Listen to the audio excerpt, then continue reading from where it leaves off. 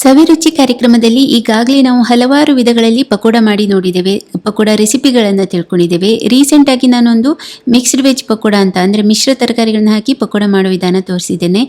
ಇವತ್ತು ಇನ್ನೊಂದು ಸ್ವಲ್ಪ ವಿಭಿನ್ನವಾಗಿ ಒಂದು ಪಕೋಡ ಮಾಡಿ ತೋರಿಸ್ತಾ ಇದ್ದೇನೆ. ಇದರಲ್ಲಿ ನಿಮಗೆ ತಿನ್ನುವಾಗ ಜಾಸ್ತಿ ಇದರಲ್ಲಿ ಫ್ಲೇವರ್ ಅಥವಾ ಟೇಸ್ಟ್ ಸಿಗೋದು, ರುಚಿ ಸಿಗೋದು ಸ್ವೀಟ್ ಕಾರ್ನ್ ಕರ್ನಲ್ಸ್ ಮತ್ತು ಕೊತ್ತಂಬರಿ ಸೊಪ್ಪಿದು. ನೀವು ಕೂಡ ಮಾಡಿ ನೋಡಿ, ತುಂಬ ರುಚಿಯಾಗಿರ್ತದೆ. ಹಾಯ್, ಎಲ್ಲರಿಗೂ ನಮಸ್ಕಾರ. ನಾನು ಅಂಬಿಕಾ ಶೆಟ್ಟಿ. ಸವಿರುಚಿ ಕಾರ್ಯಕ್ರಮಕ್ಕೆ ನಿಮಗೆಲ್ಲರಿಗೂ ಸ್ವಾಗತ. 1 ಕಪ್ ಆಗುವಷ್ಟು ಫ್ರೋಝನ್ ಸ್ವೀಟ್ ಕಾರ್ನ್ ಕರ್ನಲ್ಸ್ನ ತೊಗೊಂಡಿದ್ದೇನೆ, ಕಾಳುಗಳನ್ನು.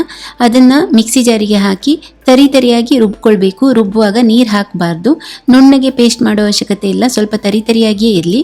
ಇದನ್ನು ಒಂದು ಪಾತ್ರೆಗೆ ಹಾಕ್ಕೊಂಡಿದ್ದೇನೆ. ಜೊತೆಗೆ 1 ಈರುಳ್ಳಿ ಸಣ್ಣಗೆ ಹೆಚ್ಚಿರೋದು, 1 ದೊಡ್ಡ ಚಮಚ ಆಗುವಷ್ಟು ಸಣ್ಣಗೆ ಹೆಚ್ಚಿರೋ ಹಸಿ ಶುಂಠಿ, ಅರ್ಧ ಕ್ಯಾರೆಟನ್ನು ಸಣ್ಣಗೆ ಹೆಚ್ಚಿ ಹಾಕ್ತಾ ಇದ್ದೇನೆ. ಬೀನ್ಸ್ ಒಂದು 5 ಇದೆ, ಸಣ್ಣಗೆ ಹೆಚ್ಚಿ ಹಾಕಿರೋದು. ಕೊತ್ತಂಬರಿ ಸೊಪ್ಪು ಸ್ವಲ್ಪ ಜಾಸ್ತಿ ಹಾಕ್ತಾ ಇದ್ದೇನೆ, 2 ಕಪ್ ಆಗುವಷ್ಟು ದಂಟು ಸಮೇತ ಹೆಚ್ಚಿಕೊಂಡು ಹಾಕಿದ್ದೇನೆ. 1 ಚಮಚ ಉಪ್ಪು ಅಥವಾ ರುಚಿಗೆ ತಕ್ಕಷ್ಟು ಉಪ್ಪು ಹಾಕಿ, 1 ಹಸಿಮೆಣಸು ಸಣ್ಣಗೆ ಹೆಚ್ಚಿರೋದು, ಅರ್ಧ ಚಮಚ ಜೀರಿಗೆ, 1 ಚಮಚ ಅಚ್ಚ ಖಾರದ ಪುಡಿ, ಇವಿಷ್ಟನ್ನು ಹಾಕಿ ಚೆನ್ನಾಗಿ ಮೊದಲು ಕಲಿಸ್ಕೊಳ್ಬೇಕು. ಸ್ವೀಟ್ ಕಾರ್ನ್ ಕರ್ನಲ್ಸ್ನ ನಾವು ರುಬ್ಬಿ ಹಾಕಿರೋದ್ರಿಂದ ಎಣ್ಣೆಯಲ್ಲಿ ನೀವು ಕರಿಯುವಾಗ ಸಿಡಿಯೋದಿಲ್ಲ. ಅದೇ ನೀವು ಸ್ವೀಟ್ ಕಾರ್ನ್ ಕಾಳುಗಳನ್ನು ಹಾಕಿ ಇಡೀ ಹಾಕಿದರೆ ಸ್ವಲ್ಪ ಬಿಸಿ ಎಣ್ಣೆಗೆ ಹಾಕಿದ ಕೂಡಲೇ ಸಿಡಿಯುವ ಸಂಭವ ಇರ್ತದೆ. ಈಗ ಇದಕ್ಕೆ ಅರ್ಧ ಕಪ್ ಆಗುವಷ್ಟು ಕಡಲೆ ಹಿಟ್ಟು, 1/4 ಕಪ್ ಆಗುವಷ್ಟು ಅಕ್ಕಿ ಹಿಟ್ಟು ಹಾಕ್ತಾ ಇದ್ದೇನೆ. ನೀರಿನ ಅವಶ್ಯಕತೆ ಬೀಳೋದಿಲ್ಲ ಇದರಲ್ಲಿ, ಯಾಕಂದರೆ ಸ್ವೀಟ್ ಕಾರ್ನ್ನ ನೀವು ರುಬ್ಬಿದ ಮೇಲೆ ಅದರಲ್ಲಿ ತೇವಾಂಶ ಸಾಕಷ್ಟು ಇರ್ತದೆ, ಆ ತೇವಾಂಶ ಸಾಕಾಗ್ತದೆ.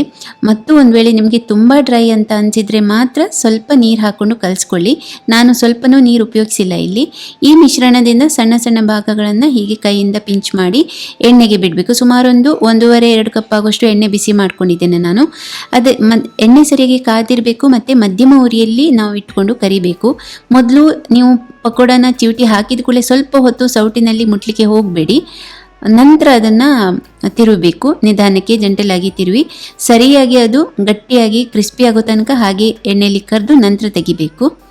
ಇಷ್ಟೇ, ತುಂಬ ಬೇಗನೆ ಮಾಡ್ಬೋದು. ಸ್ವೀಟ್ ಕಾರ್ನ್ ಕರ್ನಲ್ಸ್ ನಿಮಗೆ ಈಗ ಫ್ರೋಝನ್ ಬಟಾಣಿ ಹೇಗೆ ಸಿಗ್ತದೆ ನೋಡಿ, ಹಾಗೆಯೇ ಸ್ವೀಟ್ ಕಾರ್ನ್ ಕಾಳುಗಳು ಕೂಡ ಫ್ರೋಝನ್ ಸಿಗ್ತದೆ, ಅದನ್ನು ತಂದು ಮಾಡ್ಬೋದು.